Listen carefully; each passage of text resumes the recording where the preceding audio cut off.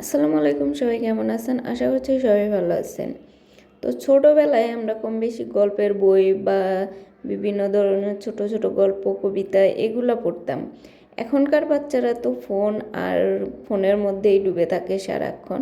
তো যাই হোক, ছোটোবেলায় আমার অনেক পছন্দ ছিল ছোট ছোট গল্প, নাসির উদ্দিনের গল্প, এগুলো গল্প পড়তাম। তো আজকে আপনাদের মোল্লা নাসির উদ্দিনের একটা গল্প শোনাই। সেটা হচ্ছে মোল্লা নাসিরুদ্দিন এবং তার গাধা। তো একদিন মোল্লা নাসিরুদ্দিন নিজের পোষা গাধাটিকে বাড়ির ছাদে নিয়ে গেলেন, কিন্তু সেখানে গিয়ে দেখা গেল গাধা আর নিচে নামতে রাজি নয়। মোল্লা বহু চেষ্টা করলেন, পিড়াপিড়ি করলেন, কিন্তু গাধা অনড়। অজ্ঞতা মোল্লা নিচে নেমে অপেক্ষা করতে লাগলো। আধা ঘন্টা, 1 ঘন্টা এভাবেই সময় পেরিয়ে গেল। গাধা তবুও নিচে নামছে না, উপরন্তু ছাদে দাঁড়িয়ে ক্রমাগত লাথি মারতেছে। মোল্লার মনে হলো গাধা ছাদ ভেঙে ফেলার চেষ্টায় আছে। বিষয়টা ভাবনাজনক। বাড়ির ছাদ বেশ পুরনো এবং দুর্বল। সামনে বর্ষাকাল, ছাদ ভেঙে গেলে ঝড় বৃষ্টি থেকে বাঁচা মুশকিল হবে।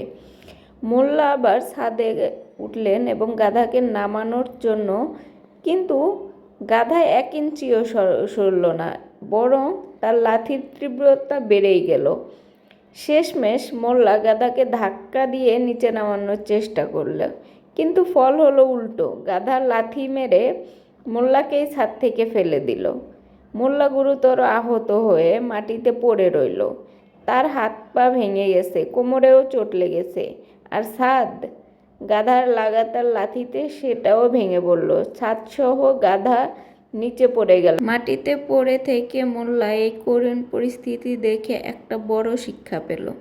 তিনি বুঝতে পারলেন গাধাকে কখনোই উঁচুতে তোলা উচিত নয়, কারণ যে জায়গায় তাকে তোলা হবে সেই জায়গারই ক্ষতি করবে। যে গাধাকে উপরে তুলবে তারও ক্ষতি করবে।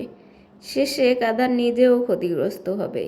এই গল্প থেকে শিক্ষা পাওয়া যায় যে অযোগ্য কাউকে গুরুত্বপূর্ণ বা উচ্চ পদে বসালে সে নিজের এবং আপনার এবং আশেপাশের সব কিছুরই ক্ষতি করবে। সেই জন্য আপনারা কাকে উপরে তুলতেছেন, কতখানি উপরে তুলতেছেন সেটা ভেবে চিনতে তারপরে তাকে উপরে তোলা উচিত। সবাই ভালো থাকেন। আল্লাহ হাফেজ।